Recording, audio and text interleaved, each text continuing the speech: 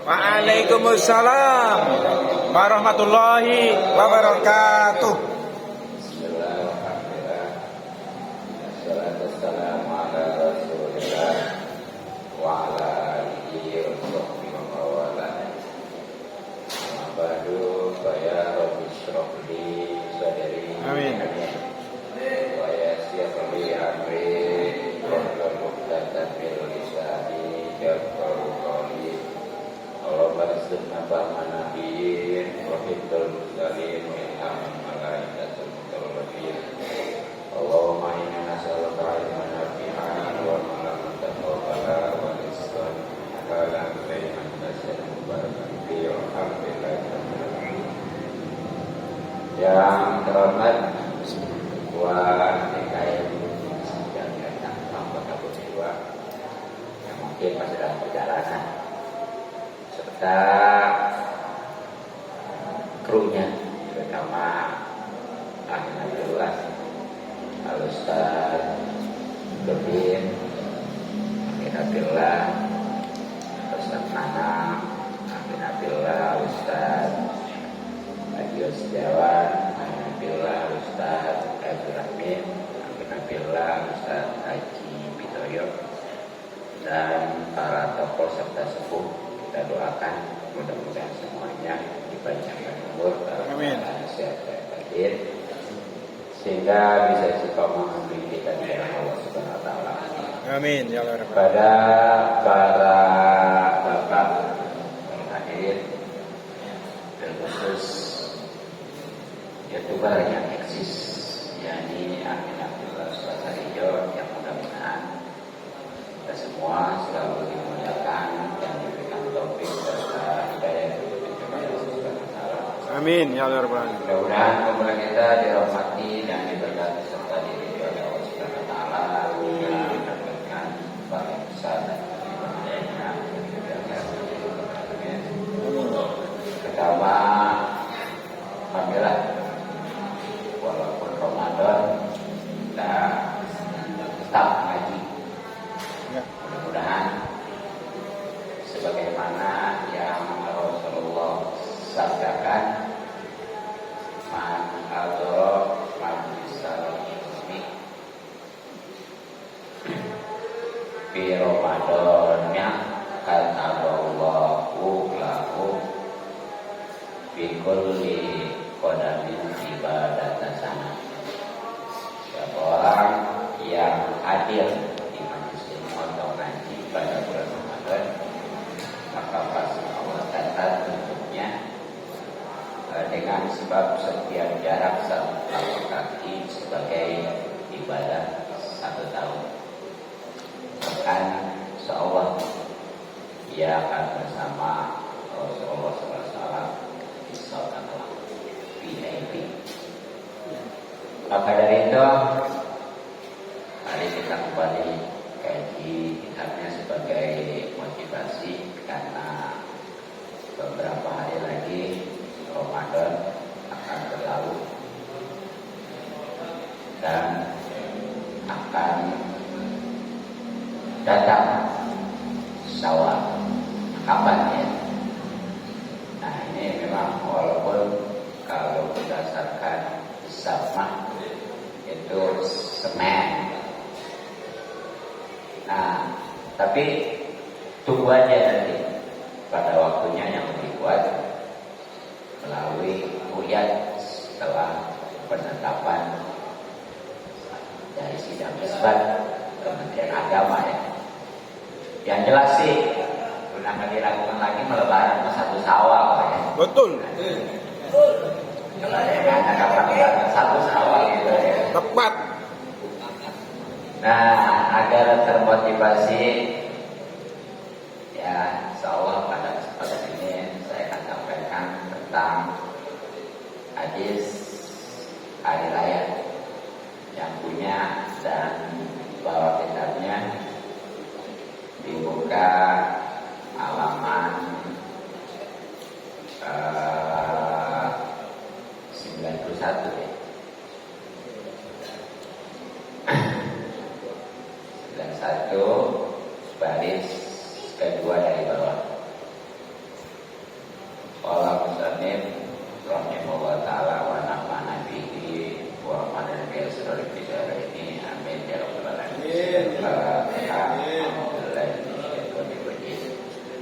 Iyyaka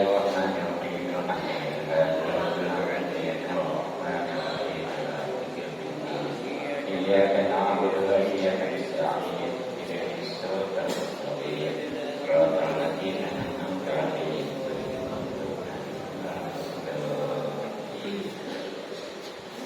Bismillahirrahmanirrahim. An Ibnu Mas'ud, dari sahabat Ibnu Mas'ud radhiyallahu ta'ala anhu. Kalau diartiin dia semoga ridho Allah Ta'ala anhu pada Ibnu Mas'ud. Anin Nabi, dari kanjeng Nabi Sallallahu Alaihi Wasallam, anahu sesungguhnya baginda Nabi Sallallahu Alaihi Wasallam sekolah itu telah bersabda. Jadi ada hadis dari sahabat Ibnu Mas'ud. Ibnu Mas'ud ini berarti putranya Mas'ud ya, namanya Abdullah. Jadi di dalam hadis kalau ada kata-kata itu dipasangkan Abdullah. Kayak seperti Ibnu Umar, berarti Abdullah bin Umar ya. Makanya di sini Ibnu Mas'ud berarti Abdullah bin Mas'ud, gitu aja. Sahabat juga masih. Nah, beliau langsung dari baginda Nabi Sallallahu Alaihi Wasallam, karena sahabat, di sahabat kan langsung berjumpa dengan Nabi, tapi beriman. Kalau berjumpa dengan Nabi, kalau beriman tetap aja sudah dikatakan sahabat. Kalau itu masih kerabat, seperti Abu Jahal, Abu Lahab, ketemu. Ataupun dia beriman, bahkan sejaman dengan baginda Nabi, tapi nggak ketemu. Tetap dari nama sahabat seperti Uwais al-Qarni, sejaman beriman, tapi karena nggak ketemu sedang. Nah, pastinya baginda Nabi Sallallahu Alaihi Wasallam bersabda, ila somu, ketika orang-orang telah puasa, tentunya orang yang beriman ya, bagaimana kan di awal perintah puasa itu bagi orang yang beriman. Al-Baqarah 143 kan. A'udzubillahi minasyaitonir rajim. Bismillahirrahmanirrahim. Ya ayyuhalladzina amanu kutiba alaikumus syiyamu kama kutiba alal ladzina min qablikum la'allakum tattaqun. Nah, ini juga orang-orang yang beriman. Nah, berarti kalau kita puasa dipertanyakan iman.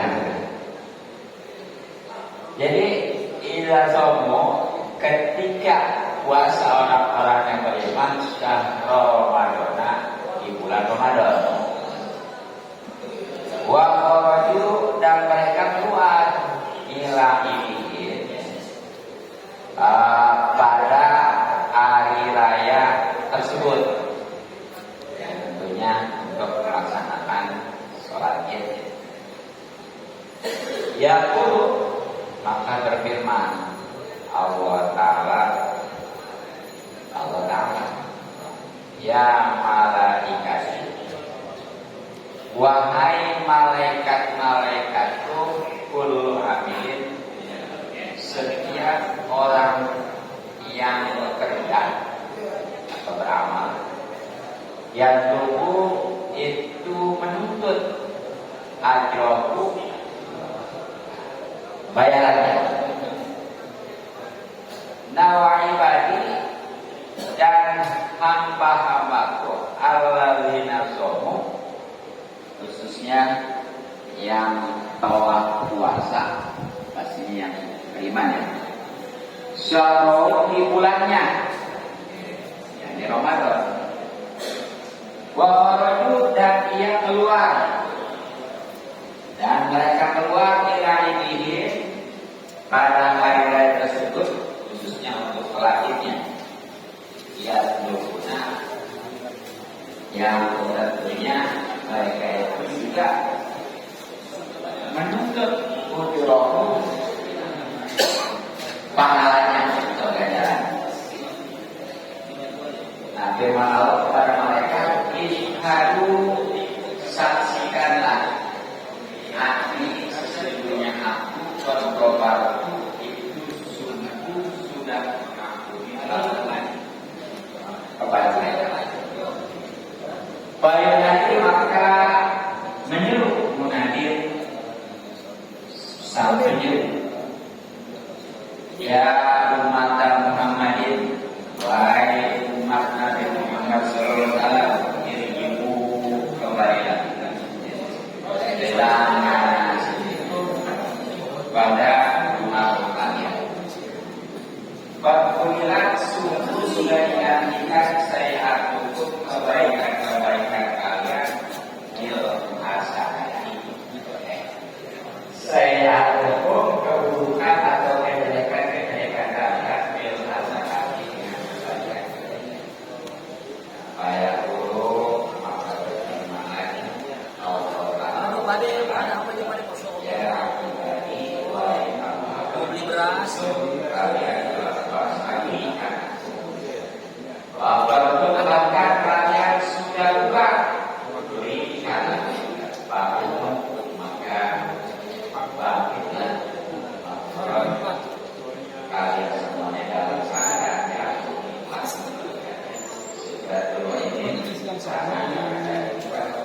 yang punya ini ketika orang-orang yang beriman yang puasa di bulan Ramadan, puasa ini bagaimana?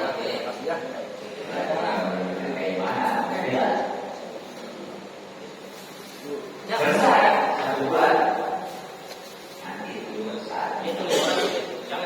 Dan pada hari raya satu Syawal, mereka itu berdua melaksanakan.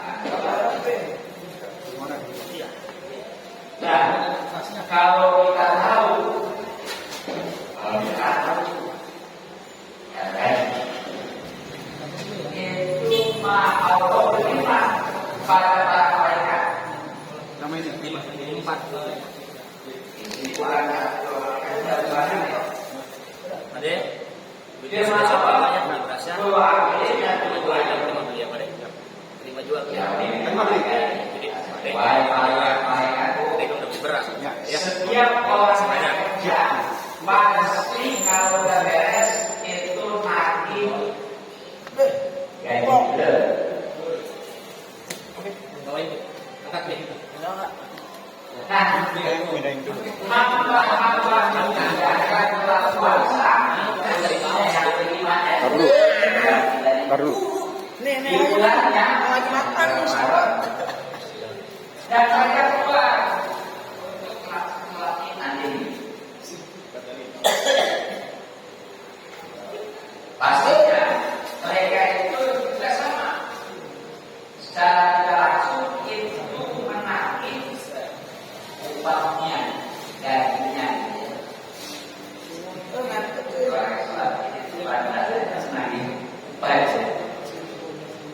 nah maka dari itu mereka usahkan oleh kalian bahwa aku bisa mengampuni bagi mereka-mereka yang beriman yang puasa. Jadi kalau yang buka puasa nanti beda. Hanya kalau dia serba membeli itu seperti orang yang puasa.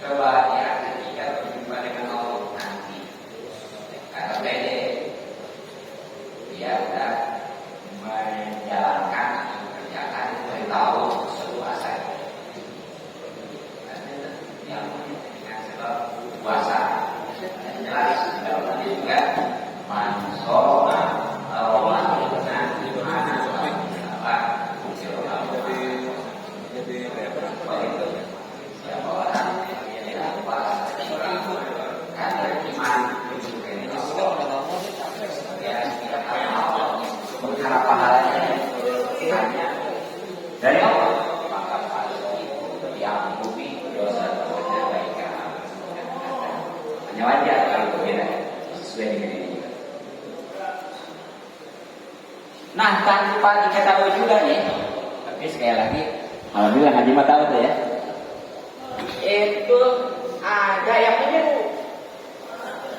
Kalau kedengeran mungkin bukan kedengeran ya. Kalau kedengeran takut juga. Ada suara ada rupa. Ya. Siana. Iya. Wedi. Kalau bahasa Arab mah hati gitu ya. Jadi ada suara, nggak ada rupa. Apalagi lagi sendirian mah ya. Kamar gitu ya. Tiba-tiba aja. Nah, bagaimana bercerita? Ya umat Muhammadin, wahai umat Nabi Muhammad sallallahu alaihi wasallam, irji'u. Ini setelahnya dia puasa, setelah sholat ini. Berarti walaupun puasa kan setelah sholat itu mah enggak dapat juga nih. Keutamaan itu ya. Begitu. Pantas sih enggak puasa juga sholat. Ya. Jadi ini yang puasa sholat, dua-duanya tuh puasa sholat itu ya. Jadi kalau dia hanya puasa aja belum dapat, berarti nggak diparani itu gajinya. Ya. Nah kalau dia umpamanya hanya sholat, kerja kagak ambil gaji, nggak tahu malu. Jadi ya. Nah, kalau yang puasa sholat baru tuh irji'u, kembalilah kalian ila manasikukum, pada rumah-rumah kalian. Kamu kadang-kadang itu ya, ada penyeru sholat. Jangan tidur di masjid ya. Gak punya apa. Kemudian tetap pulang. Itu ya, ada keuntungannya. Apa sebabnya?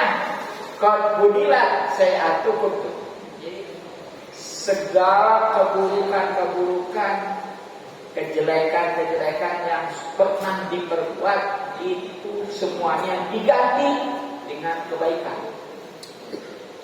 Jadi keburukan yang pernah dia kerjakan ya dengan sebab dia puasa kemudian sholat id, nah itu diganti jadi kebagusan.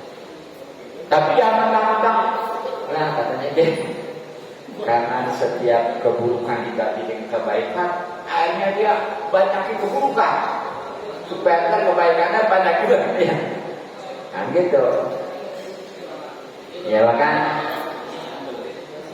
kalau kedengeran kalau tahu mah ya alhamdulillah tahu tuh Allah berfirman kepada orang-orang beriman yang puasa dan sholat id ya.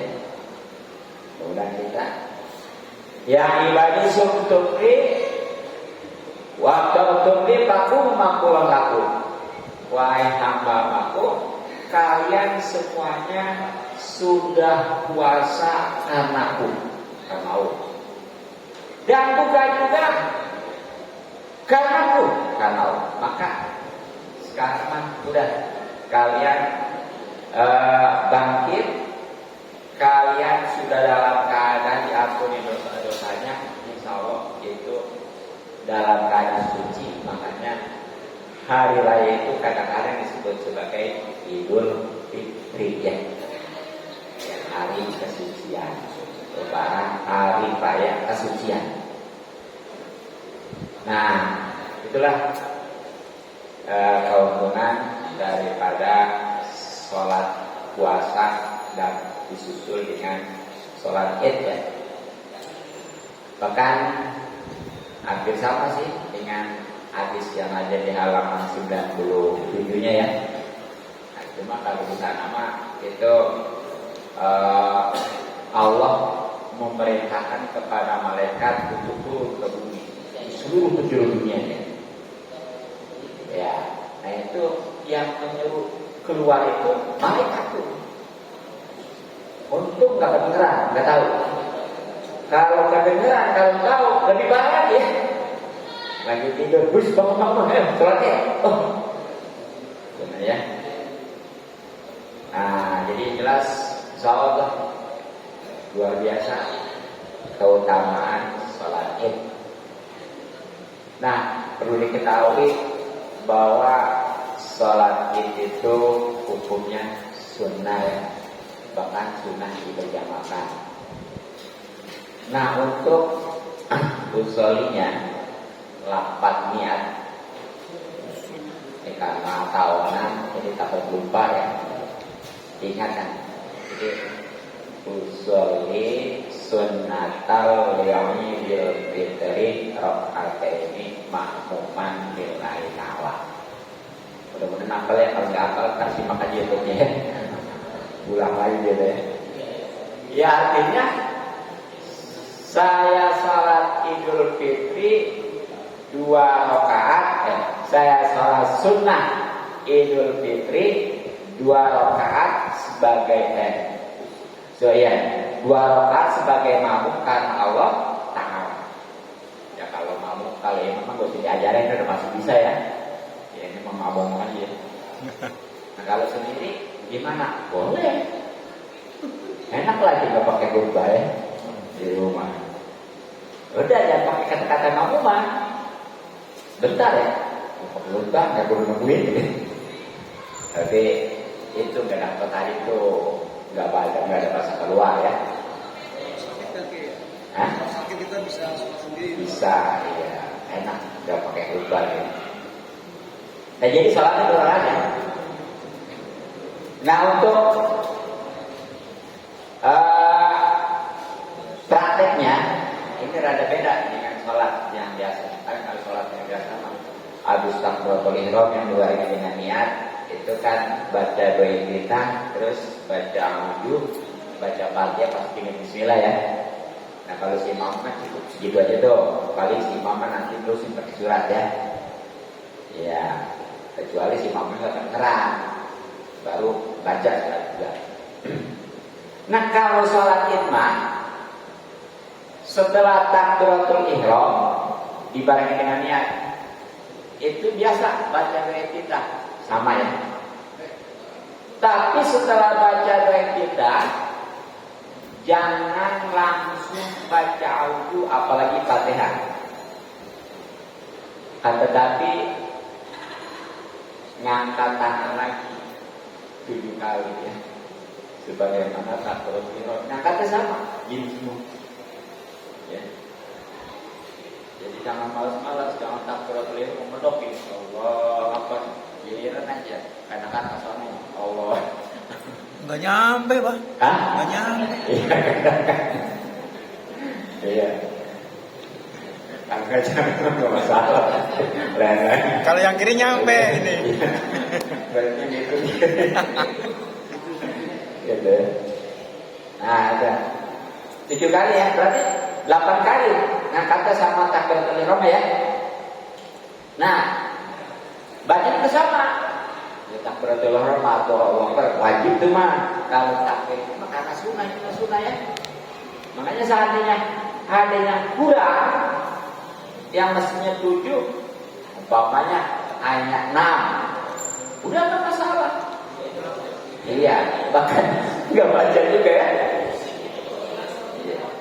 Sah-sah. Sah-sah. Nah, dari takbir ke takbir yang 7 itu bacaan tasbih. Subhanallah walhamdulillah wa ilaha illallah wallahu akbar. Wala haula wala quwwata illa billah ya. Nah, itu rakaat pertama tuh tadi. Dan nanti kalau rakaat keduanya setelah bangun dari sujud yang kedua, kan sering saya sampaikan ya, kalau memang dia dulu istirahat dulu, itu sunnah angkat tangan. Kalau enggak dulu istirahat dulu, enggak sunnah angkat tangan. Itu keterangan ada di kitabnya Izz ya. Kan ada orang kadang-kadang kalau dari sujud kedua itu ya, ada yang langsung bangun gitu ya. Ada yang duduk dulu, ya kan? Ya. Ya istirahat namanya itu. Kalau yang duduk dulu itu sunnah angkat tangan. Kalau yang dari dulu enggak. Tapi itu yang dari dulu berarti kedua kesunahan enggak datang. Satu duduk istirahat, keduanya angkat tangan. Gitu ya. Nah, jadi angkat tangannya itu. Setelah itu tambah lagi 5. Jadi 6 ya. Sama bacaan Allahu Akbar. Tapi ini juga sudah semua ini mah.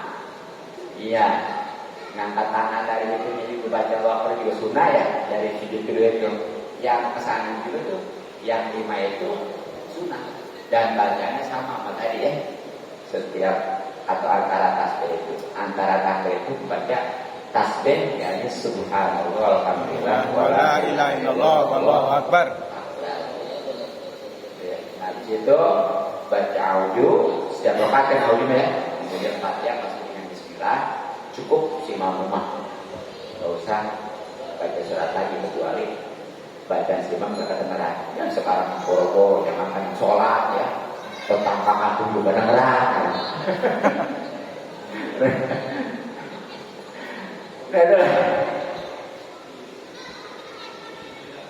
Nah ternyata nih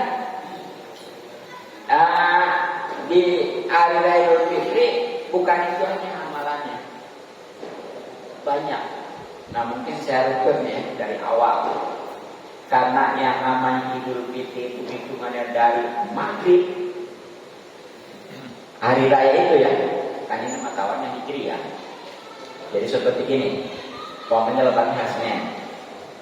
Nah itu maghrib malam Senin itu udah masuk.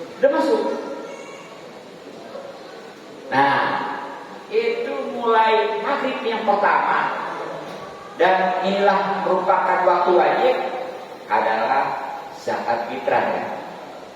Jadi zakat fitrah sebenarnya waktu wajib mandi itu pas maghrib nyampe subuh.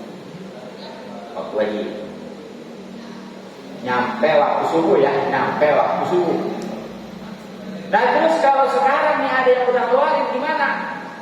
Itu waktu boleh sah ya, asal jangan sebelum Ramadan. Jadi dia langsung ada nih, ntar lagi Ramadan, bulan Sabat udah keluarin ya, nggak boleh nih. Tapi kalau dari Ramadan itu tanggal 1 berapa boleh ya? Nah itu jadi ada waktu boleh, ada waktu wajib. Nanti ada waktu sunnah nih. Kapan? Itu dari subuh sampai pelaksanaan sholat Id. Itu sunnah. Makanya di dalam sholat Idul Fitri sunnah juga rada disiangin ya. Tujuannya siapa tahu yang tadinya belum dapat, nggak punya gitu ya, karena dia mustahik zakat, jadi punya, jadi sekarang bisa zakat gitu. Nah ada yang makruh waktunya kapan? Kalau udah lewat sholat Id tapi masih hari itu juga. Sampai kapan? Sampai nanti. Makruh. Sampai asar terakhir ya. Nah nanti ada waktu haram, udah lewat tuh, udah lewat maghribnya. Jadi udah maghrib setelahnya lebaran gitu ya. Nah, itu waktu haram. Tapi walaupun haram tetap sah, ya kan? Cuma dari pelaksanaan seperti orang sholat, udah habis waktu kayak gitu. Pokoknya dia bukan karena tidur, bukan karena apa gitu ya, sengaja aja gitu. Sholat Johor sampai ke lewat waktu itu kayak gitu, itu haram hukumnya, tapi tetap wajib dan sah gitu ya. Itu waktu zakat ya, dan hukumnya wajib zakat itu. Bahkan walaupun memang identik dengan puasa biasanya ya, sampai ada hadis puasa itu terkatung-katung antara langit dan bumi ya. Kalau belum dijakatin, nah ketika udah dijakatin baru dah. Tapi kan kenyataannya orang yang nggak puasa itu tetap jakatin. Ya seperti anak kecil, bahkan baru lahir, asal Islam ya. Dan itu ya kelebihan. Makanya zakat itu wajib juga kalau sudah memenuhi 3 syarat. Jadi dengan kata lain, syaratnya wajib zakat kita itu ada 3. Ini kudu tahu ini nih. Jangan asal zakat dari 1, kudu Islam. Ini kalau ada semua baru wajib, tapi kalau nggak ada salah satunya nggak wajib. Jadi 1 Islam. Makanya orang kafir nggak wajib zakat kita ya. Zakat harta juga, tapi dia dosa tetap bakalannya. Nah bagaimana kalau yang buta? Yang keluar dari Islam tetap wajib, tapi nggak sah.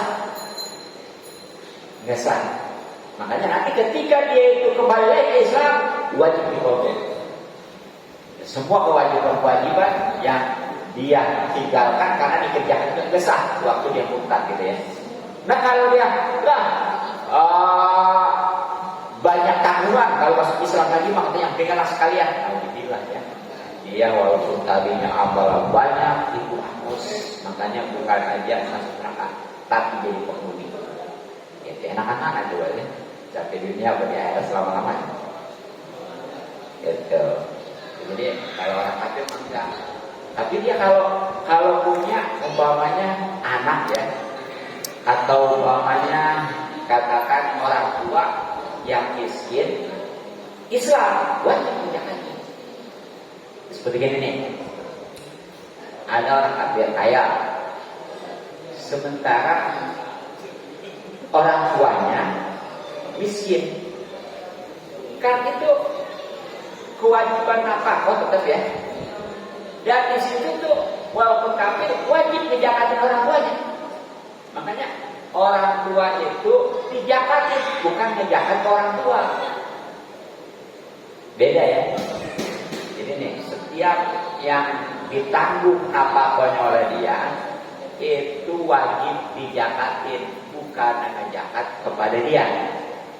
Contoh, anak yang belum mampu kan itu kewajiban orang tua menafkahin ya, wajib orang tua ngejakatin, bukan jakat ke anak. Atau sebaliknya, sekarang orang tuanya udah lemah, anaknya udah mampu, kan anak tuh anak wajib menafkahin orang tua. Di situ juga wajib tuh orang anak ngejakatin orang tua, bukan ngejakat ke orang tua, gitu ya. Harus dibilang gitu. Yang anak udah jangan kemana-mana, jangan tuh ke orang tua aja, ke kakek nenek aja, nggak boleh. Ya, kecuali kalau saudara itu miskin ya, nggak apa-apa. Tapi orang tua atas nama miskin nggak boleh. Karena itu kewajiban bukan dijakatin, tapi bukan wajib menjakat ke dia, bukan wajib menjakat ke dia, tapi dijakatin karena memang kewajiban dinafkahin gitu ya. Nah yang kedua syarat wajib zakat itu adalah menemukan dua masa, satu akhir Ramadan, kedua awal Syawal. Nah makanya kalau ada orang bayi dilahirkan sebelum maghrib itu wajib dizakatin. Sebelum maghrib ya ada bayi itu baru lahir, itu wajib dizakatin. Padahal kan puasa kan berada ya. Apa sebabnya? Nemuin dua masa. Dia akhir Ramadan udah pasti, dan awal Syawal juga akan ya. Kecuali kalau begitu lahir sebelum maghrib, dia belum nyampe maghrib udah meninggal, nggak wajib. Dijakatin. Nah bagaimana kalau lahirnya itu dilahirkannya setelah maghrib, nggak wajib zakat? Apa sebabnya? Nggak dapat Iya, memang dia menemukan awal Syawal, tapi nggak menemukan akhir Ramadan. Sebaliknya kalau meninggal nih, kalau meninggal sebelum maghrib, wajib berjalan. Ngetes. Nah, ada yang meninggal sebelum maghrib. Kan tadi kalau lahir sebelum maghrib wajib dijagatin. Kalau lahirnya setelah maghrib nggak wajib kan? Nah sekarang kalau meninggal Enggak. lawanannya. Jadi kalau tadi mah hidup, kalau sekarang berarti nih kalau ada yang meninggal sebelum maghrib itu nggak wajib dijagatin. Kenapa? Dia mendapatkan akhir Ramadan tapi nggak mendapatkan awal Syawal. Nah, kalau meninggal ya setelah maghrib baru wajib zakat karena dia di samping mendapatkan akhir Ramadan juga awal Syawal. Ya? Gitu aja.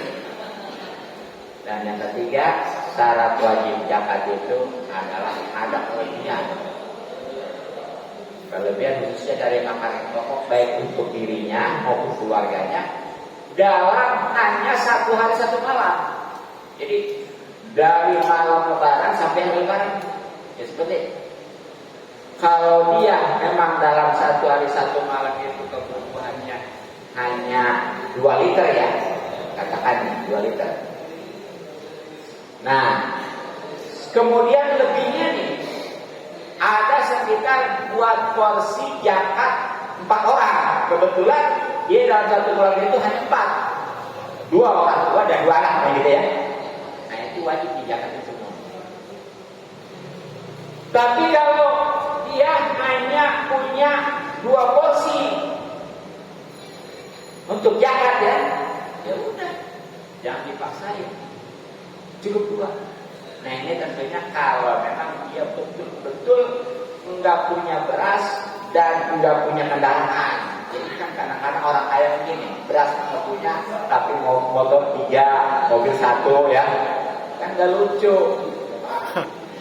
Bahkan orang kaya kan beli beras seukuran ya, tetap itu mah. Jadi jangan mentang-mentang enggak ada beras, duit dari tabungan banyak ya. Mau wajib betul. Dan ingat di sini makanan pokok ya. Ya umumnya kan beras. Makanya jangan juga itu beras ya. Pokok walaupun ada yang berpendapat boleh dengan uang. Nah itu tapi beresiko satu kita perlu tahu prosedur mazhab itu, gitu ya.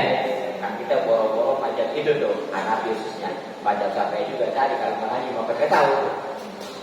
Jangan tanya layannya tentang syarat wajib juga ya. Nah, jadi itu zakat. Nah kemudian amalan di Idul Fitri selanjutnya start nih, mulai maghrib itu takbir. Sunnah ini ya, bahasanya takbiran. Bahkan di sini takbir musal. Jadi yang namanya takbir musal itu takbirnya lepas, nggak terikat waktu. Jadi itu mah bahkan tepat ya. Baik itu di masjid, di musola, di majelis taklim, di sekolah, di kantor, di rumah, di jalan, di pasar, pokoknya begitu aja. Ya bahkan suatu sekali besar betul. Takbir keliling ada kan ya? Ada. Gitu. Tapi kalau itu sampai dari mulai maghrib nyampe pelaksanaan sholat id. Nanti kalau udah sholat id, udah jangan takbiran lagi ya. Jadi kalau ada takbiran bilangin, udah nggak ada ya, kecuali kalau Idul Adha itu juga hanya setelah sholat gitu ya. Jadi Idul Fitri mah hanya nyampe pelaksanaan sholat id ya. Nah, insya Allah ya. Itu di dalam Al-Quran kan ayatnya sambungan daripada yang apa namanya walitu kabir walau mahadakum itu ya walau tasbun itu. Jadi bertakbir kalian ya, mudah-mudahan kalian apa sebagai orang yang bersyukur gitu ya. Nah kemudian amalan Idul Fitri itu masih di malamnya nih ya, adalah hidupkan ya tentunya dengan ibadah. Makanya di sini bahasanya bukannya begadang ya.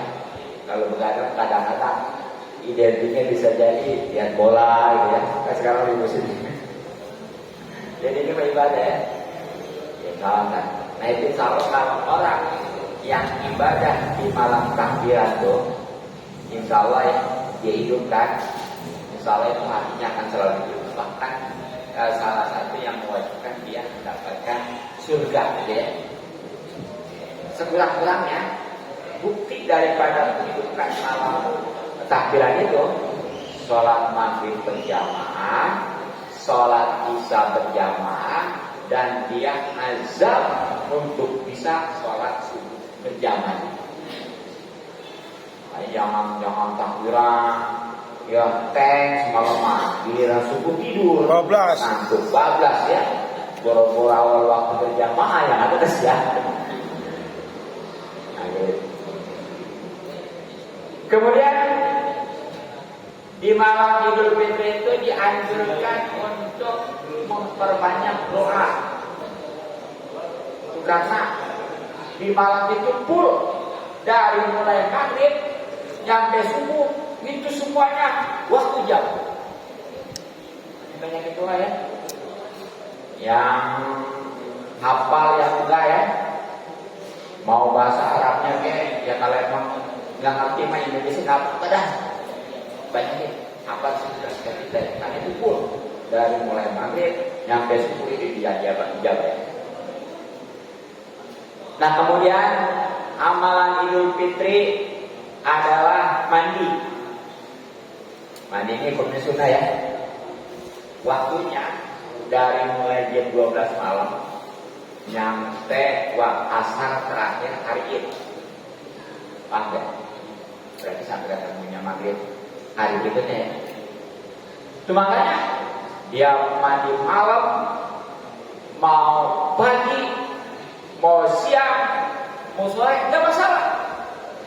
Karena yang namanya mandi sholat itu bukan kaitan dengan sholat, tapi dengan hari. Makanya walaupun dia nggak sholat, sunnah.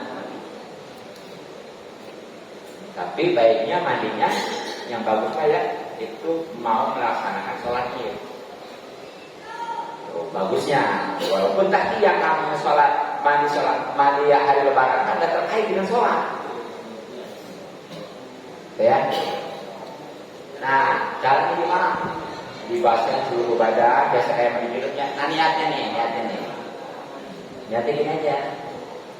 Nawaitul musla min yaumil idul fitri sunnatan lillahi ta'ala. Artinya, niat saya mandi hari raya Idul Fitri sunnah karena Allah Ta'ala. Jadi ya kalau belum talar, tak simak di waktunya lagi.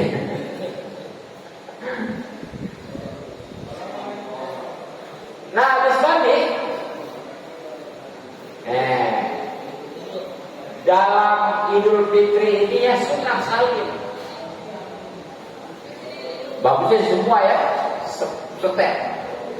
Sehingga itu salah satu kudu ada. Dan di sini nggak mesti dia bagus. Yang penting baru. Tahu kan? Bedanya baru sama bagus ini. Kalau baru mah baru walaupun murah. Kalau bagus mah mahal. Yang mantep sih, ya bagus ya mahal. Tapi seandainya diprioritaskan untuk Idul Fitri yang baru. Biasanya walaupun murah gitu ya, kudu sakit. Sebab ini menunjukkan rasa syukur gitu ya, hari berhias. Itu biasanya sih kalau memang dia nggak salim sekali ya, ini kesuatannya biasanya nggak bisa salim. Jadi kudu yakin ya, kalau dia itu salim, misalnya kesananya itu bakal bisa juga ketemu gitu ya, itu salim. Nah kemudian setelah mandi berpakaian ya, sunnah juga tuh pakai parfum ya. Biasanya kalau di sini aku biasanya ngambil promosi gitu. Ya kadang-kadang kan ada pakaian itu kan bau ya, bau gitu maksudnya gitu ya. Ya sesuai dengan selera kita gitu ya. Karena sunnah. Nah, setelah itu mempersiapkan berangkat, ingat ya, Idul Fitri mah sunnah makan dulu. Maksudnya mah bukan berarti harus makan, nggak batalin. Jadi kesannya nggak puasa lagi udah ya. Karena memang kemarin-kemarin kita kan itu puasa aja. Jadi sekarang mah memang hari itu nggak puasa itu dibuktikan. Ya, walaupun sebenarnya Idul Adha juga sama, nggak boleh puasa. Tapi Idul Adha justru kalau belum sholat mah itu sunahnya jangan dulu. Gitu ya. Jadi beda Idul Fitri dan Idul Adha. Makanya kalau Idul Fitri mah rada siang nggak apa-apa, karena udah makan, udah ngopi, ya. Gitu. Nah udah, ya. Udah mandi, udah pakai pakaian ya, baru apalagi mahal ya, pengennya gitu ya. Terus udah pakai parfum juga, dia udah makan ya, berangkat. Nah ini dalam berangkat menuju sholat id, diusahakan beda arah antara pergi dengan pulang. Beda gang ya, untuk rumah saya. Nah, yang berangkat itu lebih jauh. Sebab saya dapat kiriman gitu ya dari dia, katanya gitu. Bagus misalnya, tapi di dalam hal itu katanya dia benar, dia tuh beda jalan, tapi itu katanya yang berangkatnya ada deketan, katanya salah. Jadi itu yang berangkatnya ada jauhan. Dan pulangnya kalau deketan ya. Ya kalau satu gang kan sama-sama juga kan. Makanya rada pilih ini mana yang rada jauh. Tapi jangan mentang-mentang berangkat dari rada jauh kecadas dulu ya, atau berkah malas. Kamu ukur dulu lagi ya. Wah, tinggal gitu ya. Nah tentunya berangkat itu juga sambil takdir ya. Jangan mentang-mentang habis makan lumayan gitu ya. Apalagi yang RT ada jauh ke Kamasir, cukup ke Batam ya. Apalagi dia sengaja, tapi mesin belum mulai ya. Rokoknya kan Krakatau, masuk dulu, wah. Gitu ya. Nah, ada ya, nyampe nih masjid di berangkatnya. Ya tentunya kalau memang masuk ke masjid mah, termasuk ke masjid ya, itu sunnah sholat tahiyat masjid ya. Kalau nggak masuk di luar nggak urusan ya. Nah tentunya sampai menunggu pelaksanaan sholat id tadi ya, itu sambil takbiran. Nah udah, tadi karena sholat id sudah dibahas di awal ya, loncat nih. Setelah sholat id ngapain? Ya karena di dalam sholat id ada khutbahnya ya. Itu kalau memang jamaahnya komunitas laki-laki termasuk dicampur dengan perempuan. Tapi kalau umpamanya jamaahnya itu semua perempuan, nggak usah pakai khutbah. Memang baiknya nanti itu kalau udah mandiri mulai bisa ya dipisah. Jadi perempuan, laki-laki. Jadi perempuan kan nanti kan pakai khutbah di luar. Jadi dia udah beres ya, udah pulang, udah ngerapiin segalanya di rumah ya untuk kedatangan suami gitu ya. Kan indah gitu ya. Jadi jangan sampai gini suaminya pulang dulu.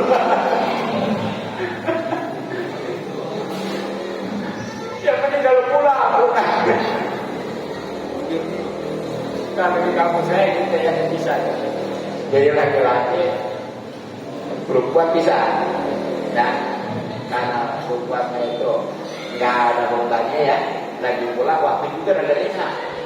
Kalau perempuan kan rada dekat gitu, udahnya waktunya rada dekat, kemudian dia pakai hutang, kan lebih cepat ya. Jadi benar-benar bisa mempersiapkan. Udah rapi-rapi gitu ya, udah siap untuk cari suami ya. Jadi jangan sampai tadi suami yang pulang duluan. Ya. Nah ini. Nah setelahnya khutbah ya, nah disitu kan kita saling maaf-maafkan ya, ya, dan tentunya bukan aja yang di masjid tapi yang sekitaran tetangga ya, sambil kita tahniah, apa itu tahniah? Jadi tahniah mah kita sambil selamat, sambil ucapin taqabbal minni wa minkum. Taqabbalallah itu ya. Yang kita pokoknya seringnya bagaimana? Minal aidin wal faizin gitu aja lah. Ataupun maafkan lahir batin gitu ya. Itu tahniah namanya itu. Ya, sebab nanti kalau tahniah ituin lak-lakan baik dengan goma itu ya. Ini mah tahniah. Gitu. Jadi benar-benar ya. Cuma selama ini yang proporsional nih. Artinya gimana? Kalau memang dia Yesus mahram ya, kalau memang sama laki-laki udah bebas dah, mau mahram mau bukan ya. Tapi kalau beda jenis, ini kalau memang mahram gak apa-apa jadi semua. Tapi kalau bukan mahram, jangan ya. Selama hukumnya sunnah, bersentuhan bukan mahram, haram kan? Jadi jangan punya logika. Ini mah nenek-nenek, aki-aki, nggak bakalan anak muda demen. Syahwat. Anak muda nggak demen juga nenek-nenek. Makanya dalam band itu ada tulisan ditotin, laki totin. Setiap yang jatuh pasti ada yang mau gitu. Nenek-nenek, ya. Anak muda kamu juga aki-aki mah bahkan jadi idaman dari dulu ya. Biarin dah gak dapat perawatan juga ya. Kan gitu. Habisnya waktu perjaka mah waktu muda mah kalah saing aja gitu ya. Biarin nanti sisa nanti. Kasihan. Ya kalau memang mahroma tadi ada satu jenis ya itu bagus, yang tua dicium tangannya terutama yang berilmu ya, itu anak kesenangan tersendiri. Nah setelah itu sebelum kita kemana-mana, kalau memang di orang tua kita atau mertua kita ya itu sudah wafat dan makannya juga masih di kampung, itu usahakan jaraknya hari itu. Tuh, jadi bagusnya tuh jarak itu hari lebaran. Kita mari bang di sini ya bagus-bagus saja, tapi itu sebenarnya dianjurkan secara khusus keutamanya adalah hari lebarannya. Jadi jangan sampai gini kesannya. Dia kemana-mana apa udah di lebaran.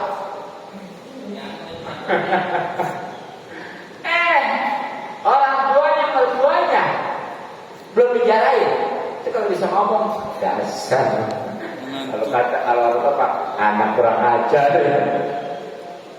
Kan gitu aja. Dari Ubay. Tuh. Nah kalau jadi usahakan jangan lebaran keluar kampung dulu kalau memang punya orang tua atau mertua yang sudah meninggal ya. Kalau belum dijarain, jarang dulu. Kalau udah jarak terserah itu mau kemana ya. Tapi awas, hati-hati ya. Jangan terlena dengan kesenangan, dengan kebahagiaan. Sebagai memang itu dijanjikan oleh baginda Nabi Sallallahu Alaihi Wasallam ya. Karena di dalam kitab yang ada nih, jadi ternyata nih pada saat hari raya itu setan begitu, iblis ya makanya kirit ya. Begitu ditanyakan, emang ada apa? Siapa yang membuat engkau ini murka? Itu kata kepala iblis ya, nggak ada sih, nggak ada apa-apa. Cuma yang saya sesalkan ini hari ini nih ya, umat Nabi Muhammad itu semuanya diampuni. Tapi tadi itu yang puasa, yang sholat id ya. Jadi jangan asal umat Nabi Muhammad doang. Harus dicari bawahi puasa dan sholat id. Kalau nggak puasa, walaupun di sholat id, tetap ya. Itu namanya kerja apa enggak? Dia minta gaji ya. Sampai mau gaji ya, yang kerja juga betul dapat gaji, bener nggak? Apalagi nggak kerja. Nah, akhirnya kata si iblis itu ya kepalanya ya. Nah mulai sekarang kan, ya mana kita selama Ramadan kemarin kita dikrakeng gitu ya, diikat ya. Sekarang itu dipesan lagi. Nah sekarang mulai lagi misi kita sebagaimana biasa ya. Pokoknya mah terlenakan tuh umat Nabi Muhammad yang diampuni. Kita sesatkan lagi, kita teruskan lagi. Dengan bapaknya dia kadang-kadang itu yang tadinya Umaru pada rajin sholat. Begitu sawal, boleh yang sunnah, kadang-kadang yang wajib juga ya. Terlena lagi, umat lagi. Nauzubillah kan? Jadi itu lah, tanpa terasa itu sebenarnya udah jebakan iblis ya. Yang udah mengekan semua tentara ini itu untuk benar-benar nih menyesatkan umat Nabi Muhammad SAW gitu ya. Memang sesuai momen kan, orang biasa kalau lebih senang kan terlena gitu ya, nggak nyadar ya. Dari situ ya kerahkan. Makanya kita harus waspada ya, gitu ya. Ya syukur-syukur sih ya kita ini harus benar-benar bisa untuk mempertahankan nilai-nilai Ramadan. Karena yang namanya kesuksesan Ramadan hakikatnya bukan di Ramadan, tapi setelahnya. Ya Ramadan mah kalau kayak latihan training. Kalau kayak kerja kayak lulus training baru masuk kerja ya. Terapkan tuh masa-masa kalau di training itu ya. Jadi kalau seandainya di Ramadan berarti setelahnya kumat lagi, males, gagal. Alhamdulillah ya. Nah, mungkin untuk mudah-mudahan manfaat. Amin. Mohon maaf dan malu terjadi kebenaran besar kepada Assalamualaikum warahmatullahi wabarakatuh. Waalaikumsalam warahmatullahi wabarakatuh.